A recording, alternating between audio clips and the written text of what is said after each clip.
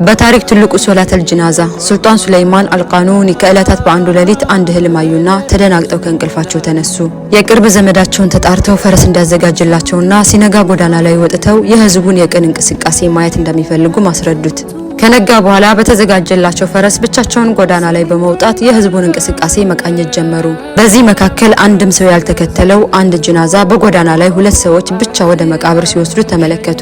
ሱልጣን ሱለይማንም ቀረብ ብለው ይህ ብቻውን ወደ መቃብር የሚሸኘው ጀናዛ የማን ነው ብለው ሲጠይቁ ይሄማ ዝሙተኛ፣ ኸምር ጠጪ፣ ከሚስቱ ውጭ ልጅም ሆነ ቤተሰብ የሌለው ግለሰብ ጀናዛ ነው። ስለዚህ የዚህን ዝሙተኛና መጠጥ ጠጪ ጀናዛ ማንንም ሰው ሊሸኘውና ሊሰግድበት ፍቃደኛ የሆነ ሰው የለም ይሏቸዋል። ሱልጣን ሱለይማንም በጣም ይቆጡና ይህ እንዴት ይሆናል? የመሐመድ ኡመት አይደለንም እንደ ይሉና ጀናዛውን ተሸክመው ወደ ባለቤቱ ይመልሱታል።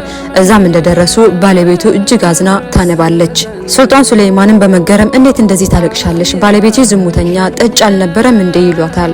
የሟች ሚስትም የሚጠይቃት ሰው ሱልጣን ሱለይማን መሆናቸውን አታውቅም። ባለቤቴ አላህ ይዘንለትና አላህን የሚፈራ ነበር፣ ልክ እንደሱ አላህን ፈሪ ልጅ ይመኝ ነበር፣ ነገር ግን ሞት ቀደመው ትለዋለች። ሱልጣን ሱለይማንም ከዝሙተኝነትና ከጠጭነቱ ውጪ ምን የተለየ ነገር ይሰራ ነበር ይሏታል። ሚስትም ባለቤቴ ሁል ጊዜ በየመንደሩ የዞረ መጠጥ ወደሚገኝበት ቦታ በመሄድ መጠጦችን በብዛት በመግዛት ወደ ቤት ያመጣና ግቢ ውስጥ ባዘጋጀው ጉድጓድ ውስጥ ይደፋውና አልሐምዱሊላህ ዛሬ ለብዙ ሙስሊም ወጣቶች ወንድሞቼ ብዙ ወንጀልን ቀነስኩላቸው እያለ ጌታውን ያመሰግን ነበር። በማስከተልም ሁል ጊዜ ምሽት በሆነ ቁጥር ወደ ሴተኛ ዳሪዎች መንደር በመጓዝ ለብዙ ሴተኛ ዳሪዎች ዝሙት ሰርተው የሚያገኙትን ሙሉ የቀን ገቢያቸውን ክፍያ ከሰጣቸው በኋላ ወደ ቤታቸው እንዲመለሱ ያደርግና ቤቱ መጥቶ አልሐምዱሊላህ ዛሬ ለብዙ ሙስሊም ወጣቶች ወንድሞቼ የዚና ወንጀልን ቀነስኩላቸው እያለ ጌታውን ያመሰግን ነበር። እኔም ሰዎች ከላይ የምትሰራውን ብቻ ነው የሚመለከቱት፣ አንድ ቀን መሞትህ አይቀርም፣ ያኔ ጀናዛህን አጥቦ ሶላተል ጀናዛ የሚሰግድብህና የሚቀብርህ አንድም ሰው አታገኝም እለው ነበር ትላለች።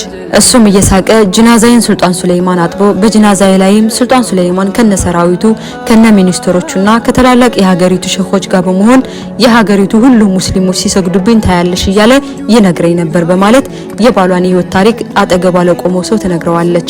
ሱልጣን ሱለይማንም ከልቡ በማልቀስ አዎ ልክ ነው፣ እኔ ሱልጣን ሱለይማን ነኝ፣ እኔው ራሴ ጀናዛውን አጥበዋለሁ ይልና የዚህን ምርጥ የአላህ ባሪያ ጀናዛ ራሱ ካጠበ በኋላ ለሀገሪቱ ሙሉ ሰራዊት፣ ለሀገሪቱ ሙሉ ባለስልጣናት፣ ለሀገሪቱ ሙሉ መሻይኾች፣ ለሀገሪቱ ሙስሊሞች በሙሉ ትዕዛዝ በማስተላለፍ በዚህ የአላህ ባሪያ ጀናዛ ላይ እንዲገኙ በማድረግ ሱልጣን ሱለይማን አልቃኑኒ በታሪክ ትልቁ ሶላተል ጀናዛ በዚህ ድንቅ የአላህ ባሪያ ላይ አሰገዱ። አያችሁ ውጭ ላይ ለእኛ በተገለጸልን ነገር ላይ ብቻ ተመርኩዘን የአላህን ባሮች ለመንካት መመዘን ደረጃን መስጠት ከባድ ነገር ነው፣ ከኛም እውቀት ውጭ ነው። ይህንን ቪዲዮ ከተጠቀማችሁበት ሁላችሁም ሼር፣ ሪፖስት፣ ኮፒ ሊንክ እያደረጋችሁ ተደራሽነት እንዲኖረው የበኩላችሁን ኃላፊነት እንድትወጡ በአክብሮት ጠይቃለሁ። ሰላም አለይኩም ወራህመቱላህ።